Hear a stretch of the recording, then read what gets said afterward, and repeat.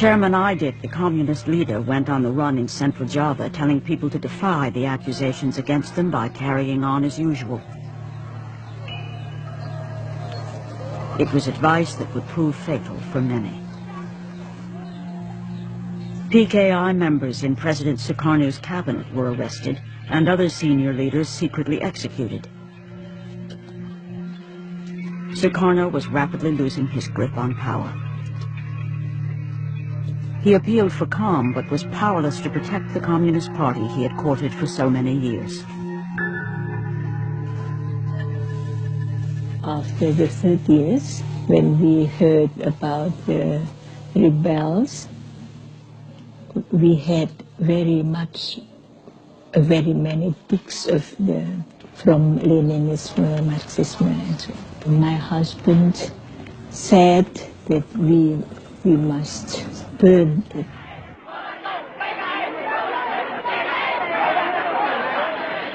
Mobs of students hit the streets in protest against the PKI. The army supplied them with lists of targets to be attacked. The Communist Party headquarters was the first to be destroyed. As time went on, we saw that the anti-Sukarno factions of students gained in strength and importance, and of course they were manipulated and steered by the army. I often saw army officers talking with or conferring with students, letting them know how far they could go that day.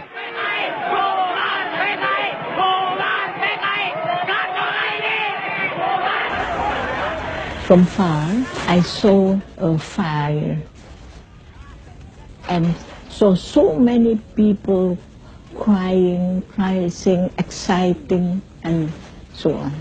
And I said to my driver, "Oh, stop, said, hey, you must, we should drive on." Dr. Sumiasi was coming home from work when she saw her house in flames. Did you ever go back to your house, or was that the last? Oh, no, not anymore to my house. It's already destroyed by the 2 or 3 trucks hired by group of Suharto.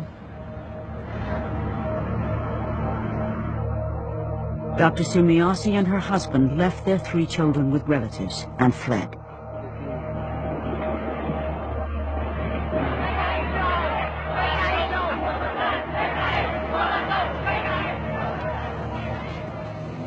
Carmel Budiarjo lost her job as a translator in the Indonesian Foreign Office almost immediately. As suspected communists, Carmel and her husband were arrested by the military. I was sitting in the small room on the side here, and the soldiers came in and they asked for me. That's where I was arrested, in the front room.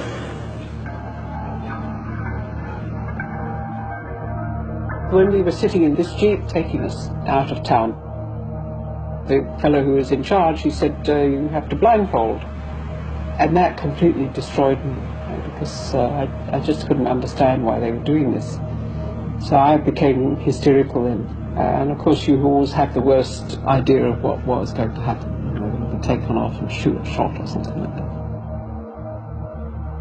She was to spend 4 years as a political prisoner.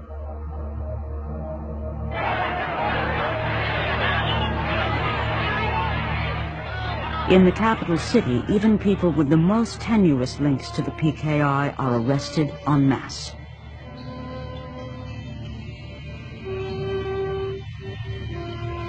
With the names of party members being given under torture, the net gets wider and wider. Dr. Sumiasi and her husband are caught on the run. When Suroso called me for an interrogation, and he is very, very cruel, he said, "Are you a member of the PKI? Oh no. Are you doctor of the CC? I am not a member. How can I be a doctor of that?" As the wife of a party member, she was threatened with electric shock torture when she would not cooperate. Oh, my heart beat it so hard, maybe that somebody can hear how hard it was. Then I blew him on his stomach. Hey, Pak Salam, don't do it, Pak. Don't do it. Please don't do it. Well, why? I am electrophile. What's that? Electrophile. Electrophile, I can die when you give me. Oh, it's very, very low. Although it's low, how low it is, I can die. And when I am dead, my spirit will strangle you. With his balancing policy in ruins and under pressure from the military, President Sukarno appoints General Suharto as the new head of the army.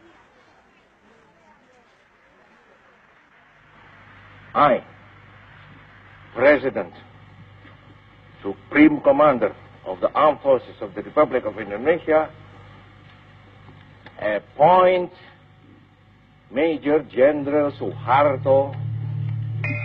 I appoint him as Minister,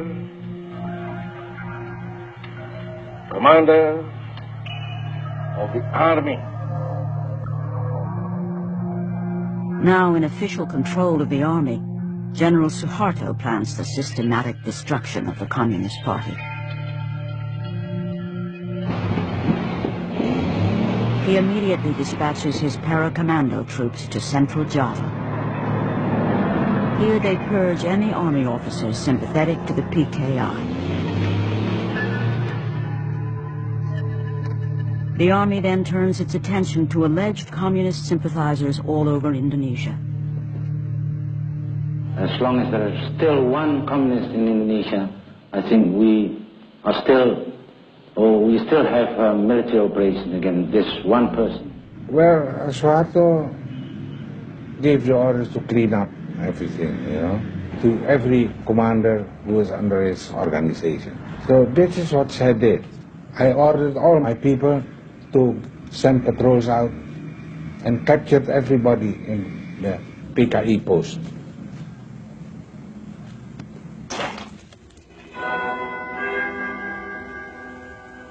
Captured PKI leaders at first stuck to their principles of keep your mouth shut, or you don't know anything, can't do anything, and don't understand anything. But the operations has found an efficient answer to these slogans by launching the drive of surrender, support the government, or die.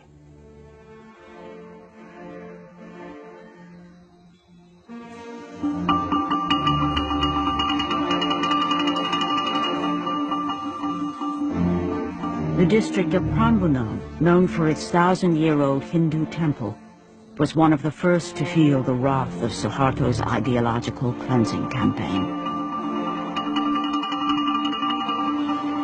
The army swept through Java, looking for communists, stirring people up, and they came upon many peasants, and the soldiers would say, you PKI, you're a communist.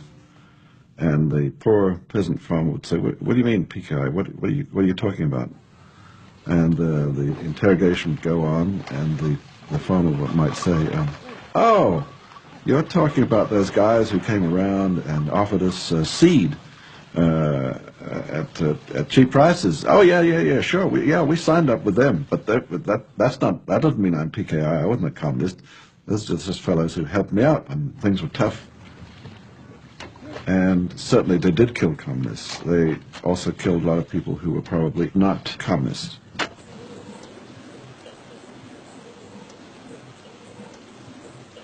Mula dipuruki kan bur yang mati kepedil wonten lepen iki. Sore gawe ruangan anu nggih bur. Ana sing sederek niku nggih akeh ning kula mboten ngerti. Wong giliran kok lesa wengi. Nek sing Klaten wong edan, nek sing Prambanan wong kulon.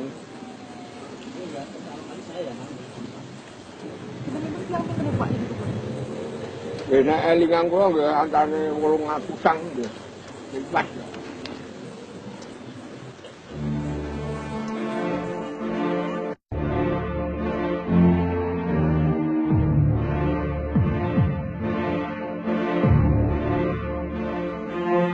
The army was in complete control. You couldn't get 10 feet out of Jakarta without proper papers and permission from the army.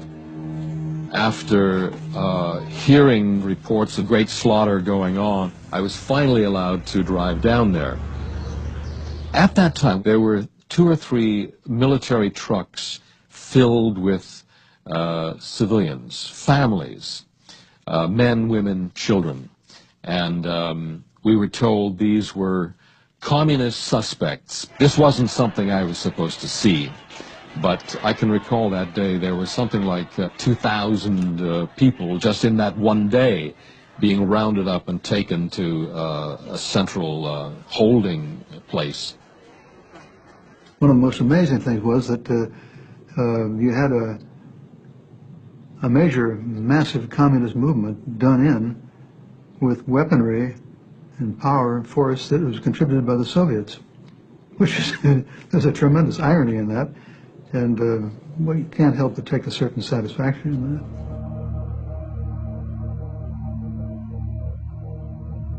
In Yogyakarta, Ibnu Santoro's name is given to the army. Jadi itu tepatnya adalah tanggal 10 November tahun 1965, ya. Kakak saya didatangi oleh 2 polisi militer, ya. Kemudian dijemput, kemudian dibawa untuk ke kantor polisi militer tadi itu.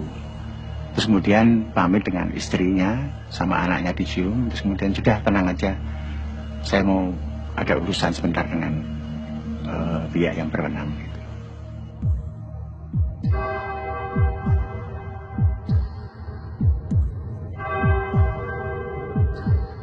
Ibnu Santoro was taken to this interrogation center, only a few hundred meters from his house. Here he is detained and tortured. Kalau ditahan di situ, kemudian tiap hari dia datang mengantar makanan, minuman, pakaian, juga rokok.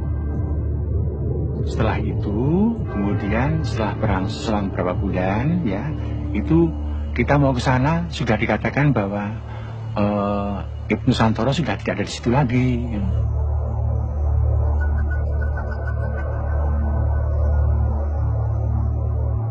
Ibnu was taken on a 4-hour drive with 22 others.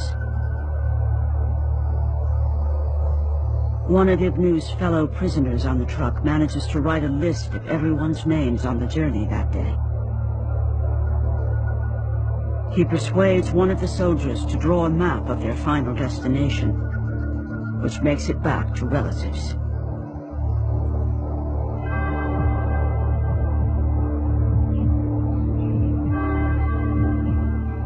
Ibnu is taken to a forest near the village of Kaliwiro, where a hole has been prepared. Here he is shot in the back of the head.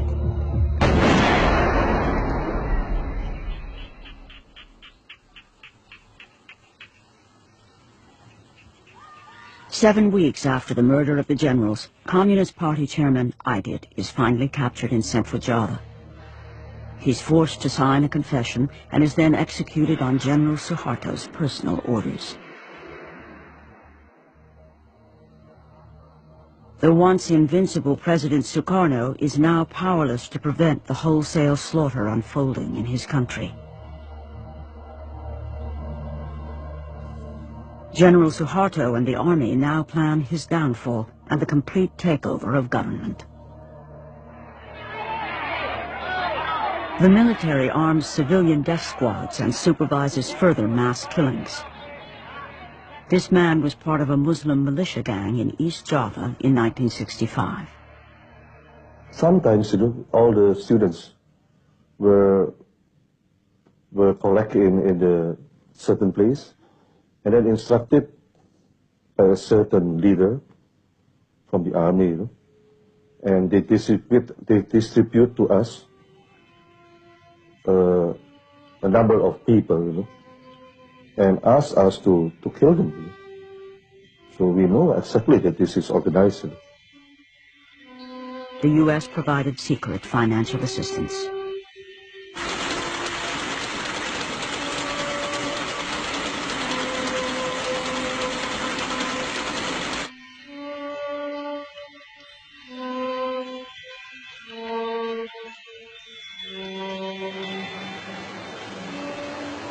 I saw many broken bodies and many pieces, torsos, legs, arms, floating in the canals. And this went on day after day, night after night. Hundreds of them.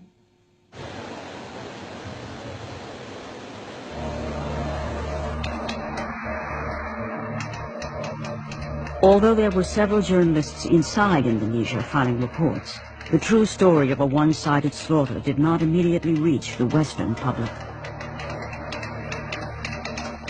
I reported many interviews of catastrophic occurrences, but a lot of them didn't see the light of day in newspapers. I wrote a daily file for Time magazine, and I also sent reports to the BBC and to NBC News. Most of my material was going through other journalists who were staff people in Singapore, and they would edit my stories, discard my stories, because they didn't believe them. It's incredible that they could second guess and kill my stories that I was gathering on the spot. In the mid-1960s, at the height of the Cold War in Southeast Asia, stories that might engender sympathy for communists were not welcome. In this context, most newspapers and broadcasters reported the Army's death squads as engaged in a civil war. There really was no sense that there was a centrally organized slaughter of alleged communists.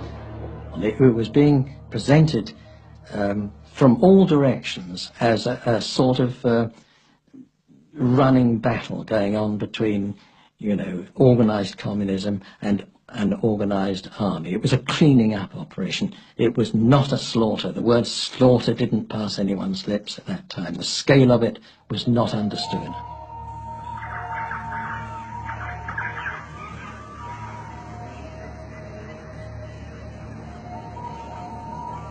On the island of Bali, the Army laid the groundwork for communal butchery. Propaganda teams toured the countryside, spreading stories of PKI plans for women to seduce and castrate soldiers to obtain weapons.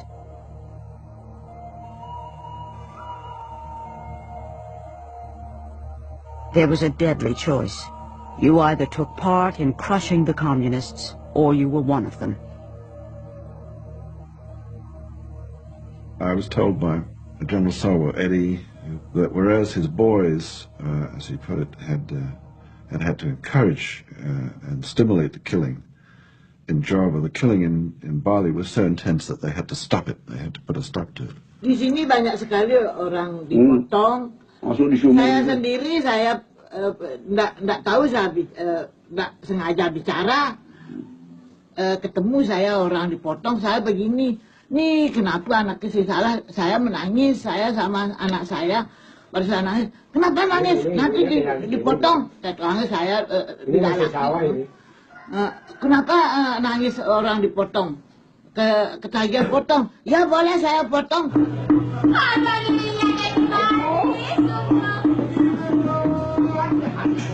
Today, the tourist brochures sell Bali as an exotic paradise. They don't mention that 80,000 people were butchered here in the space of only 2 weeks.